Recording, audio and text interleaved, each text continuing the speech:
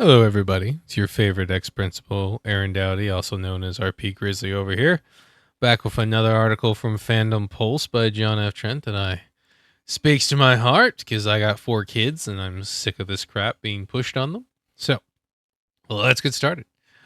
Report. Disney axed Pixar pushing disordered homosexuality in Elio. It's funny. I didn't see this movie, but I didn't need to. Just looking at it, you can already tell how gay they were going to want to make it. And the fact that they took more gay stuff out, right? A lot of people might think that's a good sign. It is and it isn't. We'll get into it, but it's basically a civil war. It's basically the other side going, okay, we went too far. Let's bring things back. And you have all their extremists going, no, make all the kids fags. Anyway, real quick before we get started, I am a writer and a crazy person who was fired from his job for trying to read classics in front of students, particularly War and Peace. If you want to support what I do, here's a quick little Kickstarter. There will be a link in the description. Tales from the Dead Sector, Gods of Science Sin. If you like some classic, good fiction without gayness thrown in your face constantly, kind of book your teenage son or something would love, this is the one for you. It's designed to help young people start to read older books again by making books with an older style that matches what the current day and age is. The issues of today, baby. So yeah, shameless plug aside, let's get into the article. All right, a new report alleges that Walt Disney Company axed LGBTQ plus themes and propaganda in Pixar's latest release, Elio. It's funny, this movie, like, I didn't even know it was coming out until it was already out. It's amazing to me how far Pixar has fallen. Like, this is just generic gobbledygook CGI that I would actually expect an AI to be able to make. I remember these people like made Toy Story and established everything. This is what they've fallen to: gobbledygook space worms and questionable cinematography. Elio, which was directed by Adrian Molina, Madeline Sharifian, Domi Shi.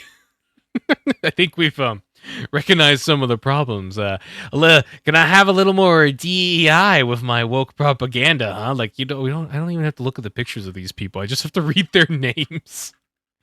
Like, what is this? I mean, Domi might be a dude, but I doubt it. And I'm not saying chicks can't make anything. I'm saying that we know in this day in DEI, when it's nothing but chicks and weirdos and wannabe ladies running the show, we know what it's going to be like. Recently hit theaters in DEI nonsense land. Theaters on June 20th. Really, that came out? I didn't know. And quickly became a box office loser. The film only grossed $20.8 million on its opening weekend and has only earned a total of $41.9 million domestically and just $30.3 million internationally for a global gross of $72.3 million. And I'm sure it made bajillions of millions to make. These numbers are crazy. That something so bad and obviously bad could even make that much money just shows how bull all this marketing actually is. People, stop just listening to the commercials. I beg you. They're lying to you. They're paid to make you go see these things.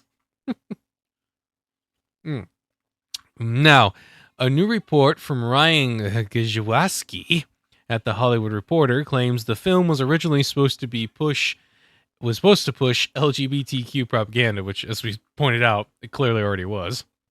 According to multiple insiders who spoke to The Hollywood Reporter, Elio was initially portrayed as a queer-coded. What the heck, queer-coded? I assume it's the same thing as just queer. Are they just saying it's in his DNA? He's programmed to be that way, man. Reflected original director Adriana Molina's identity as an openly gay filmmaker. Oh, I bet she's a blue-haired weirdo. Other sources say that Molina did not intend the film to be a coming-out story as the character is 11. So, just a wee bit of pedophilia mixed in there. What is it that John De La Rose always says the plus is for pedophile. But either way, this characterization gradually faded away throughout the production process as Elio became more masculine following feedback. Masculine? Can we all laugh? Masculine. Also, one eye imagery. Love it. Oh, man. How things have come that's considered more masculine. Look, I have young kids. My boys are way more masculine acting and visually than this. And they're in the young boy wonder stage. Everything's cool, beautiful, that kind of thing. Kajika claims that Disney executives cut Elio's affection for environmentalism and fashion, as well as a scene in his bedroom that suggests he was gay and had a male crush.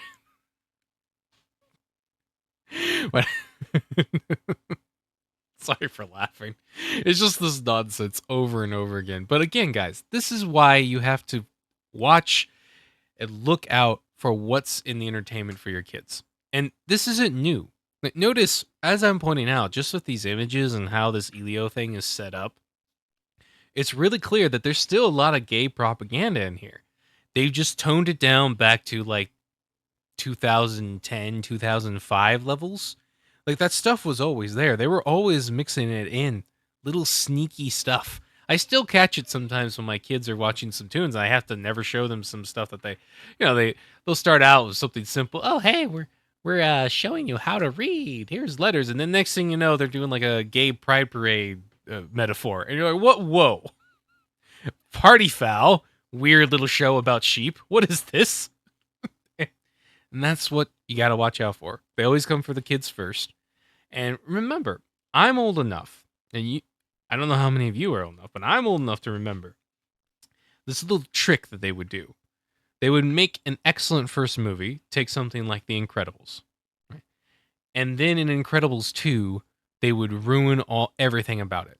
They would throw all the propaganda in it. Because, you watch the first one with your kids, and then you're like, oh, the second one, it's more of the same. Yeah, go watch it with your friends. We won't check it, right? And that was the goal. And that's how they snuck a bunch of this stuff into your kids' minds without you ever even knowing. Just little tricks like that. And they're going back to their old ways.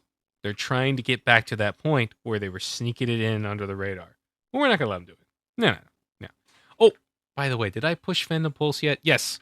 Everyone, go to Fandom Pulse for these kinds of good news stories. This one's by John F. Trent. John De La Rose does other ones, and then there's other writers too. They're pretty good. Check it out. It's a good time on Substack. My child. What are you doing, child? All right, I'm back. All right. One anonymous Pixar artist confirmed that the intention was to depict the child as a homosexual. Like, I love it, like up here, they're like, he's a queer coded character. He's just hinting that he has a male crush. But this one, they're like, no, he was definitely gay. It's pretty clear through the production of the first version of the film that studio leaders were constantly sanding down these moments in the film that alluded to Elio's sexuality of being queer. The artist also shared...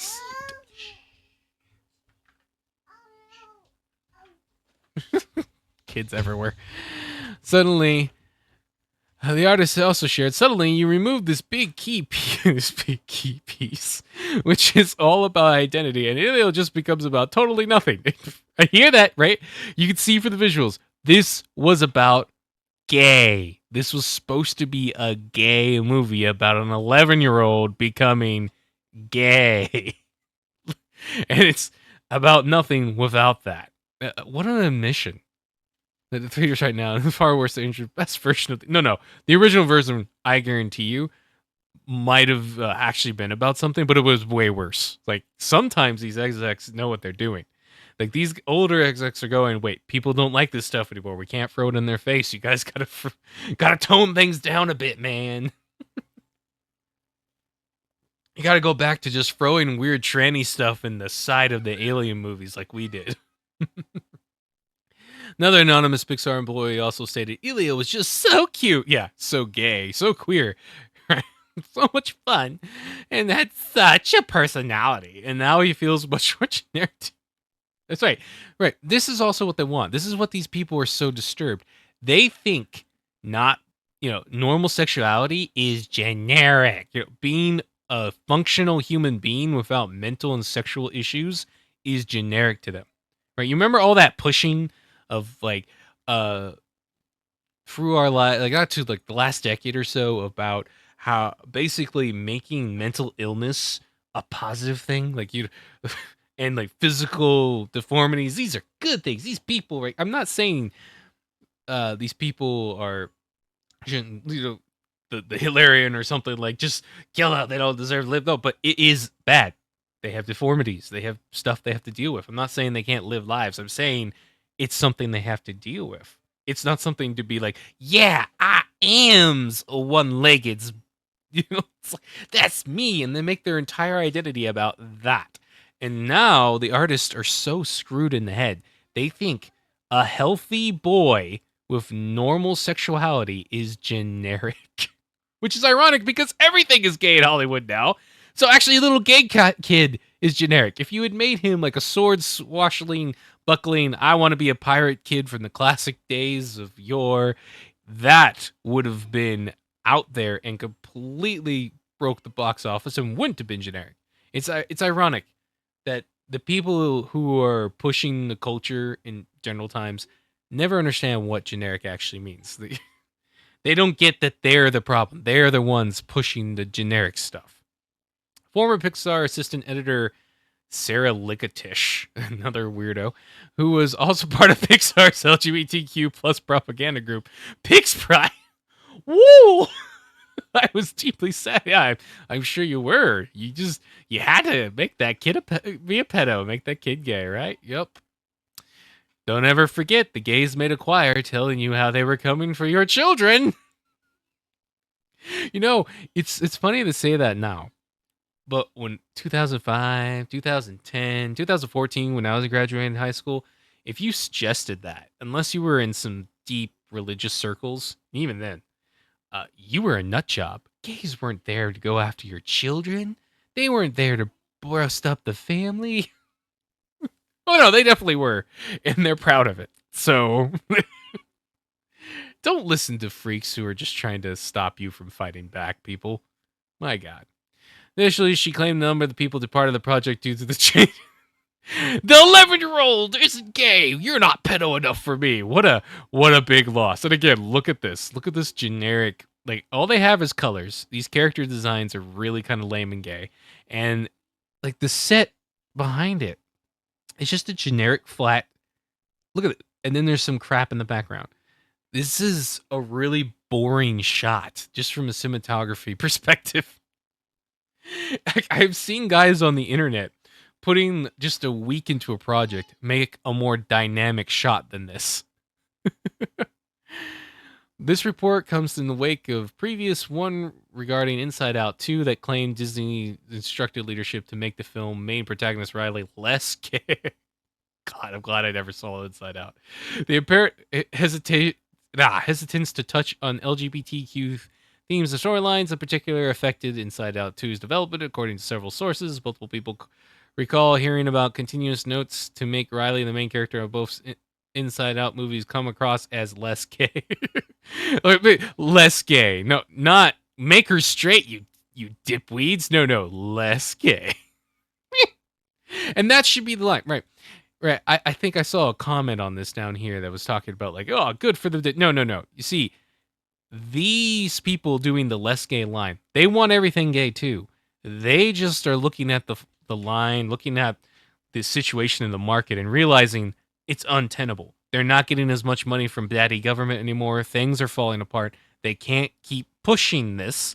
And so they're actually having to tell their ridiculous orc stormtrooper weirdos to calm down. You can't keep killing all the prisoners. We need some of them for slaves, right? That's what's going on here. That's all it is. It's not them changing their mind. It's them realizing they have to go back to a time when they hid their agenda and no one saw it. They can't be out in public anymore. This is a civil war between the woke. between the old timers who remembered how they got to this point and the new timers who just want to tear everything down and don't care about money because they're communists and all this other stuff, right? Woo, thump, thump, thump. I hope you heard that. That's my child thumping around me. One day I'll have a studio. But this is what you got to remember. Just because they're pushing back a little bit just means they're trying to get it to a point where they can still push their propaganda, but you don't notice anymore. Hoping to get things back to the point where they're throwing drag queen story hour everywhere and that kind of crap. So, in 2022, it was also made apparent to the public that Pixar had been taken over by LGBT plus propagandists. And honestly, I'm sure it was a lot earlier than that. I'm going to have to go through some old Pixar stuff, but feminism has literally been in everything. And feminism has always had a tight, close relationship with the whole gay crap, which ironically has a lot of ties to witchcraft. I know. Funny. Yeah, the connections, they never stop. Propaganda in Florida schools aimed at the kindergarten through third grade. Oh, right, I remember that. We are calling on Disney leadership to stop. Okay, so this is just them reminding everyone that Pixar was like, no anti-gay laws ever, anywhere. Urgh. Oh, that is gay. So, yeah. Takeaway from this. The woke are going through a civil war right now. There's a group of them that realize to survive, they need to go back to their old ways of doing things. Watch some old movies now with what you've learned from the modern woke era, and you'll see it everywhere. They sneak it in everywhere. Lethal Weapon 2, they made the villains drug dealers, but they made them white and South African so they can make it about race relations. Never mind, right? That when you actually look at the situation from a political and historical perspective, not only does it make no sense that there's drug dealers coming out of South Africa, but that there's a whole scene in there where the black cop pretends that he's going to migrate to South Africa, and the dude's like, "But you're black." All of the blacks were immigrants. That's why they weren't able to vote. Not even in South Africa, but whatever. I digress. It's just in everything going back decades and decades, right? All that's happening now is they're trying to get back to that point that they had it in the 80s and 90s where they could push the propaganda and call you crazy for calling it out. That's it. That's all. So I want you guys to be aware of it. Check out Fandom Pulse.